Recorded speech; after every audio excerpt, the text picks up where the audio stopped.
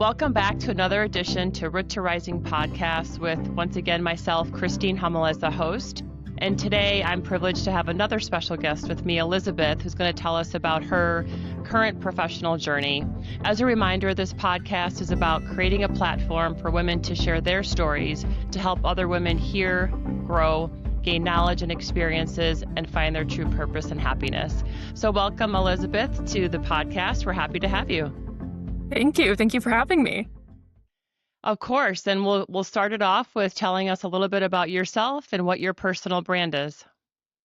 Sure. So as Christine said, my name is Elizabeth. Grew up in the Chicagoland area, suburbs of Chicago, and I then went to college at University of Wisconsin-Madison, where I graduated with a bachelor's degree in chemical engineering and a certificate in sustainability.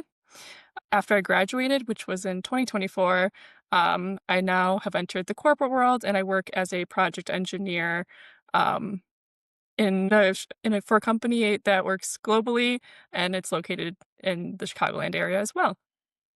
That's awesome. And when you were in high school, did you know specifically what you wanted to do, or were there's an interest more towards the scientists, or when did you learn about what you wanted to do? I wasn't entirely sure what I wanted to do in high school, and I know it's a big decision when you go to college. You're supposed to pick a major, but I knew that I liked math and science, so I knew that that's probably more what I would gravitate towards in college. And then I heard about engineering, and honestly, I wasn't sure if I was going to love it, but I figured I might as well start off with that, and then I could always transition out of it if I found something else more appealing. That's awesome. And so math and science, it's an unusual two subjects for women traditionally to be very strong at or supported at. So how did you feel even in middle school or junior high and going into high school with having that passion for it? Did you feel that it was easy for you? Were you supported as, a girl or a woman in that math and science area? Yeah, I don't know if I would say it was easy for me, but school was always something I was very disciplined about growing up, and I think I got that a lot from my parents and the family and environment I grew up in. But I would say in school, I was supported a lot by my teachers. I don't think I was ever thought less of because I was a woman and I was liking math and science. I actually was probably encouraged. I was encouraged to experience what learning math and science meant, whether it was in different clubs or uh, different classroom experiments, projects. I was always pushed, I guess, by my teachers to be the best student I could be. Were there certain teachers or certain mentors, either in high school or college, that helped you figure out? Because you said you had an interest in math and science, but to be so specific then, into the engineering program, chemical engineering, was there a certain mentor or teacher that helped you understand that or see what your opportunities or options would be? Yeah, in high school, I had a chemistry teacher because at first I think I wanted to go more in the medical route, which I know you work in a medical field. Hmm. I thought I was maybe going to do biomedical engineering, but then I took a chemistry class in high school and I realized I really liked it and it was something I was good at. So that's when I decided to pivot to chemical engineering to start at least, and I stuck with it. But as teachers go and mentors go, I always think back to my fourth grade elementary teacher, Hmm. and it has nothing to do with science or math, but I just remember she believed in me and she believed in my capabilities and knew I could be Uh, successful. Um, and I think it was that validation. And my mom and I always talk about it too, that she gave me that validation that I could be something if I wanted to be. And she knew I was smart, and I think that really helped me, honestly, going forward in my education in middle school and whatnot. I always remembered that, at least. What was different about her, though? I mean, because we have so many teachers in our lives or so many different people that influence us. What did she do differently that made you feel so powerful or so supported by her? You know, great question. It was a bit ago in my life, so I don't remember it all completely, but from Oh, the you're still young. You can remember fourth grade.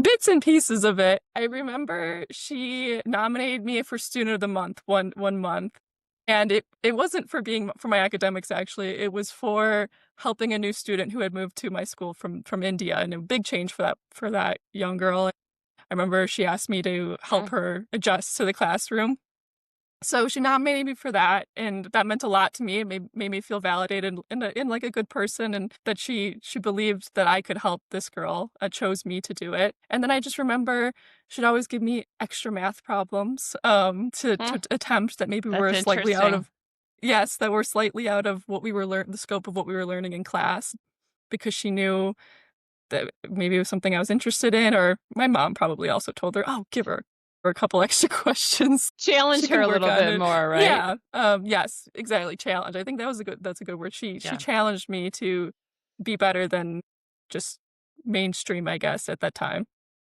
Well, she probably saw something in you that, math was maybe easy for you at the time, so she wanted to push you a little bit harder. Or she saw something in you that she wanted to make sure, that she pushed you towards something, maybe a potential that you didn't see in yourself. And we talk about in other episodes, different people.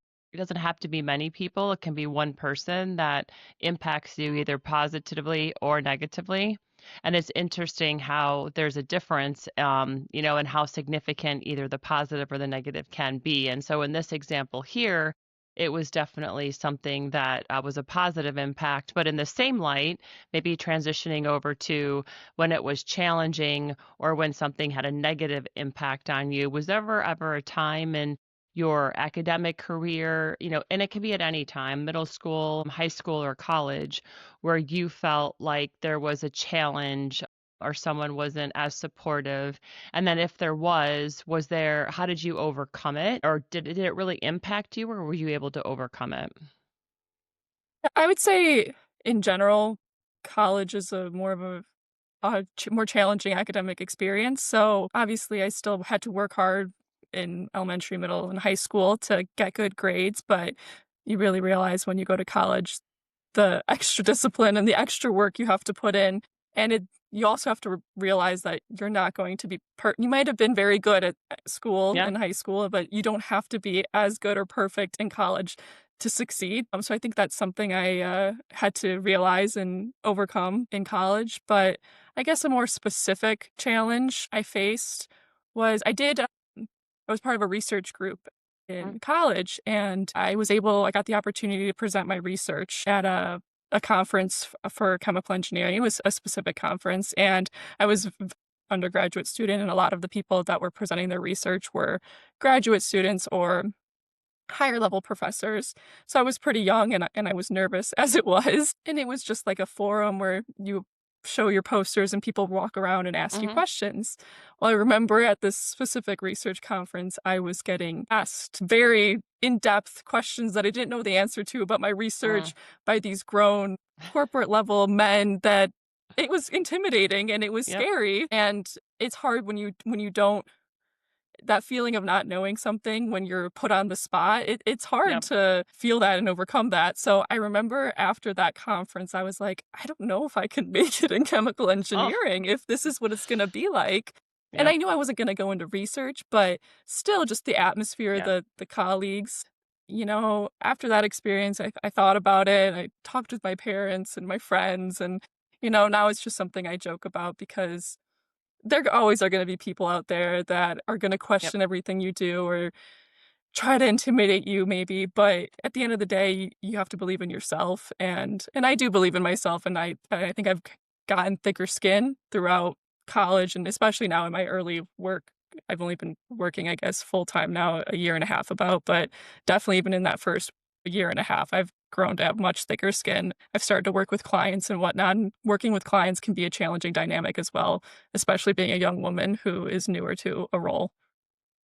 For sure. So just to go back in that uncomfortable moment, what did it feel like? And what did they do Mhm. something specific besides just question the research and not having the answers? Is it just that you didn't have the answer, or is the how they were saying it? And the reason I'm asking more specifics around it is I'm trying to understand, do you think that it's something that they were trying to make you feel uncomfortable, or do you think it was because you were just in an environment where you were uncomfortable? This was a huge step. You were presenting your research, and maybe you became in a situation where you didn't know how to react or what to do.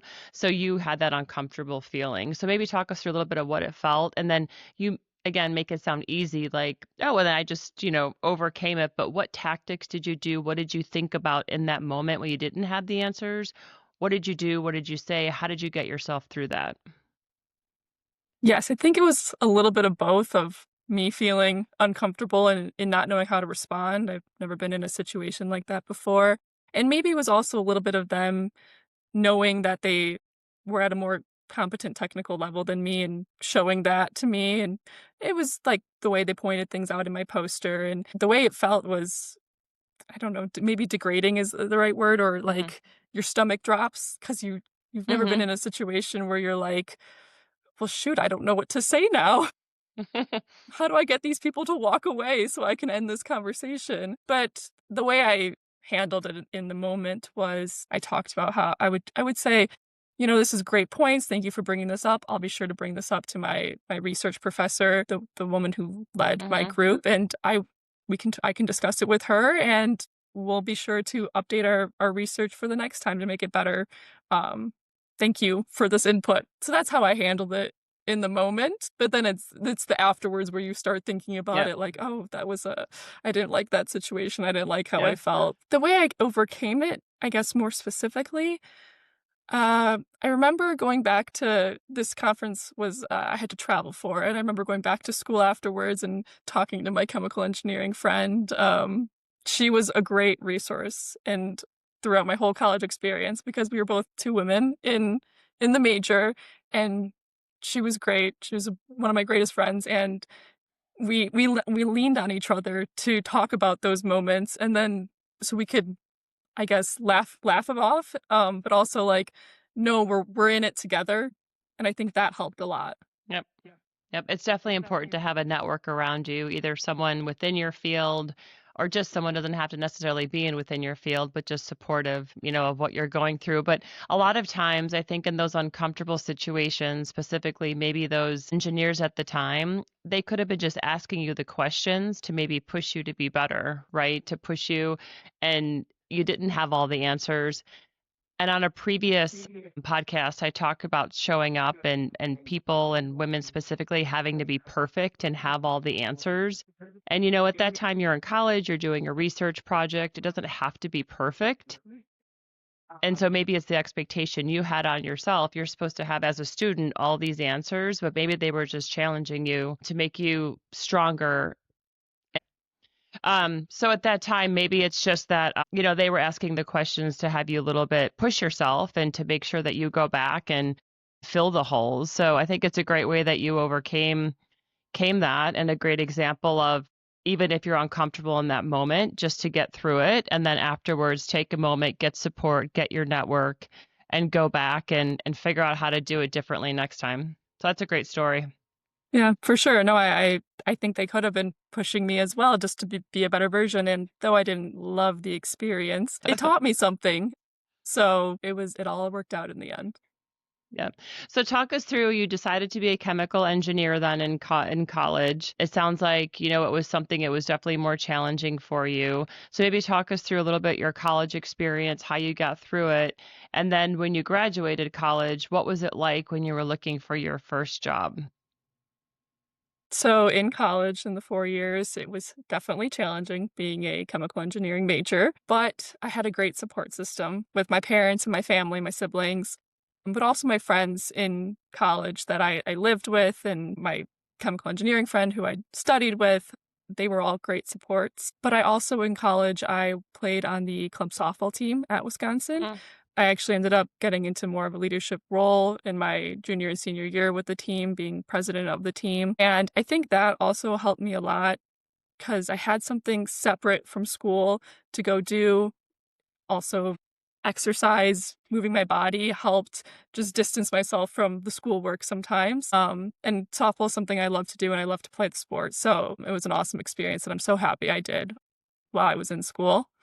And then also having my friends who I lived with and doing activities with them outside of school also helped. Find the fun in college and the joy that Hmm. you should be enjoying your 4 years there. It's an awesome time. But yeah, so that was my 4 years there. Once I graduated, I actually had a job already lined up through a previous internship. that I had done this summer prior to graduating.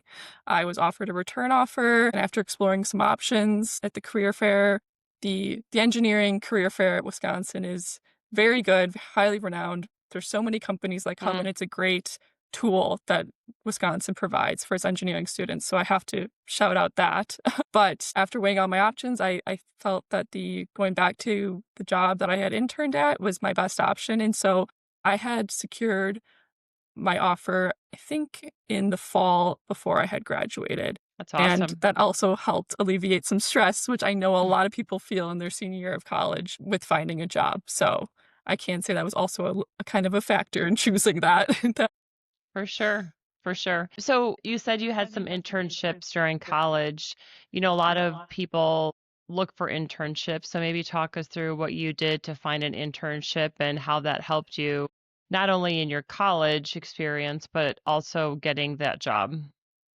Yeah, so I only had actually one internship during my 4 years of college, and I know getting internships is a big thing in college. Everybody wants an internship, and everybody thinks they need to have one every single year. Hmm. And you know what? I'm here to tell you, I only did it 1 year, and it worked out for me. I'm doing okay.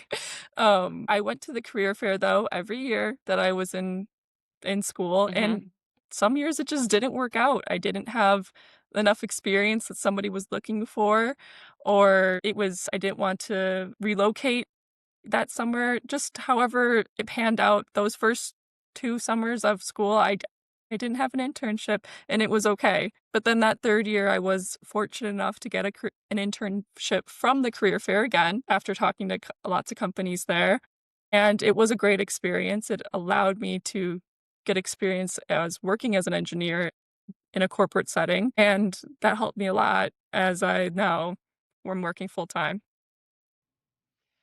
That's an awesome story. How did you, when you showed up for the years that you didn't get the internships from the career fairs versus the time that you did receive the internship, was there something you learned from the previous, maybe try again next times? Was there something you did differently, or do you think it was just timing?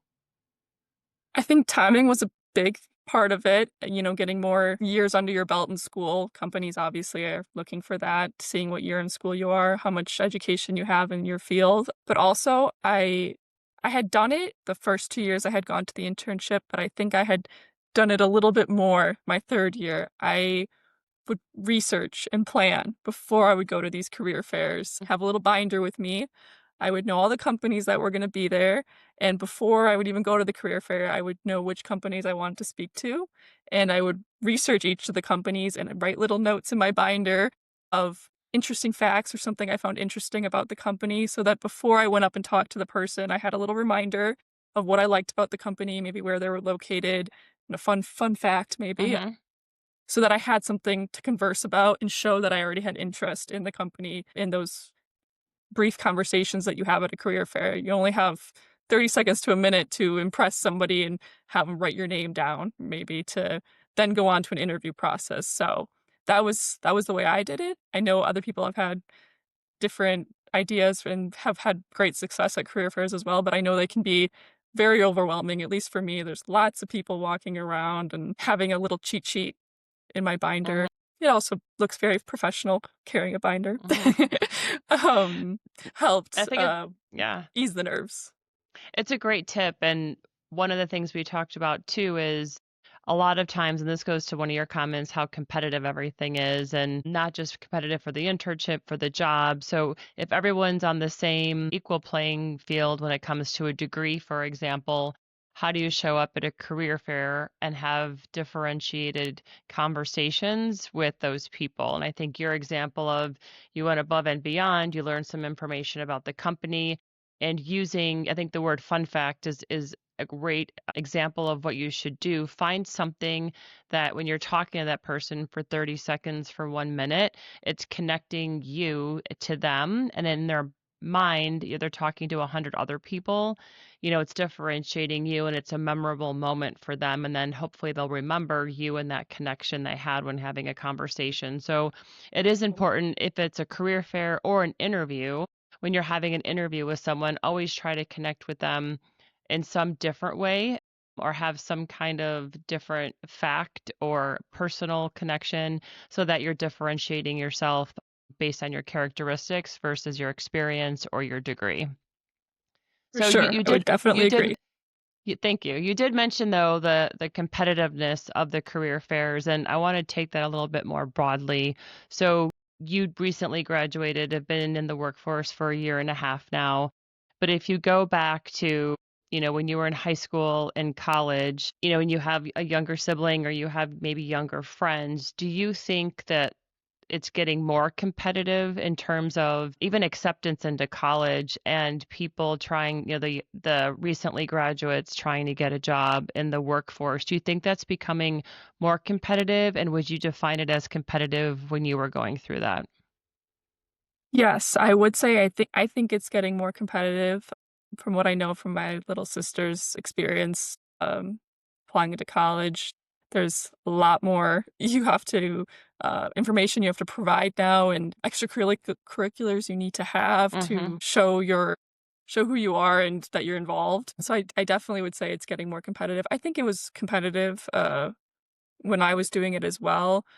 But every year, schools are either taking more or taking less, and it just kind of depends on what year you're in, and you can't that's not something you can really control, but it is something that I know is difficult to go through. And with jobs, yes, the job market is also gonna fluctuate, and I know right now it's difficult for some of my younger friends that are graduating from college to find those jobs, and I feel for them because I know it's such a hard experience and something to go through. But I mean, the only advice I can give is just keep trying and it'll happen for you. Yeah. So actually that was going to be my next question is if we'll ask this question first. If you would go back in time, starting when you were in high school and then college and then now in the workforce, would you change anything, do anything differently with what you know now? I had a little bit of a shift in my mindset when I was in college, and I think it helped me, and maybe it was something I wish I would have shifted in my mindset earlier and changed, Mm, knowing what I know now.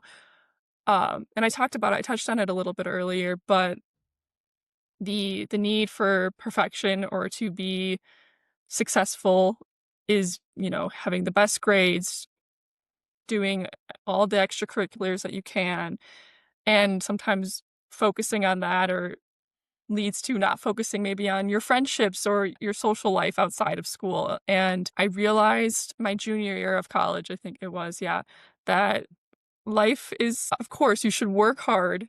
You should always try your best and work hard in your schoolwork so that you can be successful in the future. But your success isn't defined based off of that.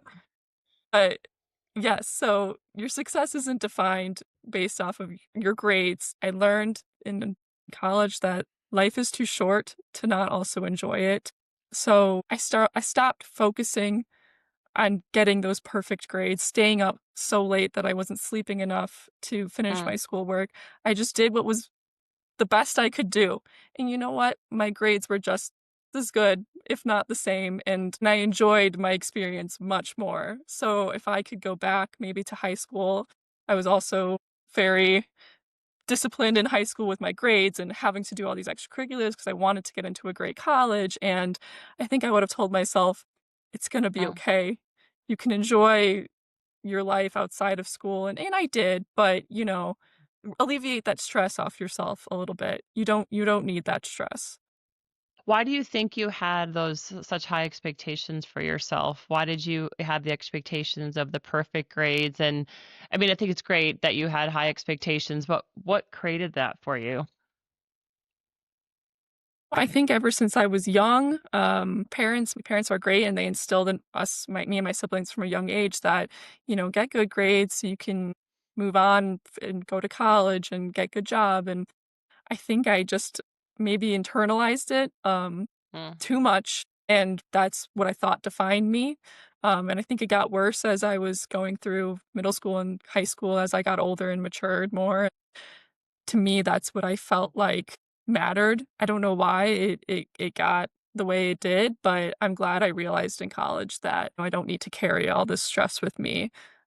These things don't define me. What made you realize that your junior year in college? like, was there a certain event that happened, or was it just over time that you were realizing maybe getting older? What was the trigger to make you change? I'll touch on it a little bit. I don't discuss it usually a ton, but one of my best friends passed away when I was a junior in college, and it was a long process of, unfortunately watching her pass away, and, um, going through that process, made me realize that life's too short. Life's too You don't short. know you don't know when it's gonna happen, and I wish my friend was still here and could be enjoying her life, but unfortunately she's not, so I'm trying to enjoy my life for her. Thank you for sharing that, and I'm sorry that Of you lost course. your friend. That's yeah, It's that's okay, hard, thank you, but I appreciate it. looking at the positive out of it though, look what impact it made on you, right? To have that Yes, change and the different perspective you have in your life journey. So that's a great attitude to have towards that. So thank you for sharing that. of course, thank you, yes, I know she'd be proud and happy for me. So if we can go back, if you would kind of think about, the younger women today in high school or college, knowing what you know now, knowing what you experienced, what would you tell them in order to help with the competitiveness of everything? And I guess the follow-up question to that, along with the competitiveness, how do you help or what do you tell the younger generation of women how to have confidence or be more confident in those uncomfortable situations? Yeah, so along with the competitiveness, I would say keep trying your best in school, keep working hard. It will pay off, but don't overdo it. But I know a lot of the colleges and resumes look for your curriculars and stuff, and I would suggest get involved, but get involved in things that you enjoy, that are gonna make you happy. For me, it was sports, it was softball, and maybe in college, I volunteered for, a garden because I love being Mhm. outside and I love the environment and helping in what I ways I can, so that was something I enjoyed, and but it also you can be add that to your resume. So do things that get involved that'll help you put yourself above, in the competitive space for when you're applying to things, but also choose things that matter to you, make you happy, and maybe pertain to what you are trying to get into at college, or maybe not so much college, but job or grad school after college.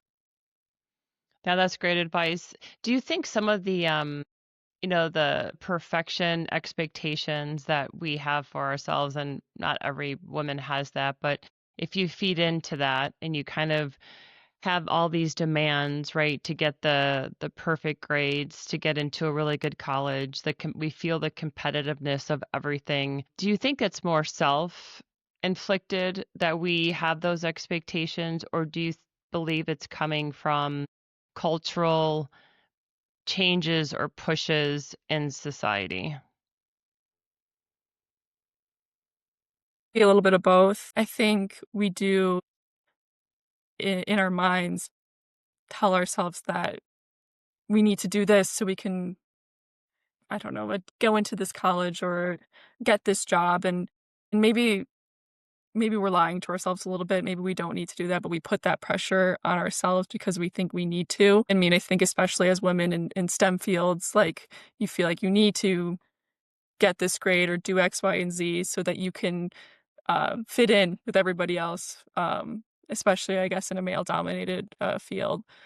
Um, so yes, I think it's internalized, but I also think it's societal as well.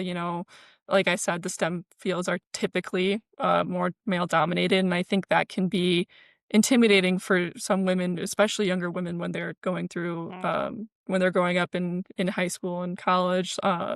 So I would say that's more of probably a cultural or impact that pushes you to feel like you need to be at your best.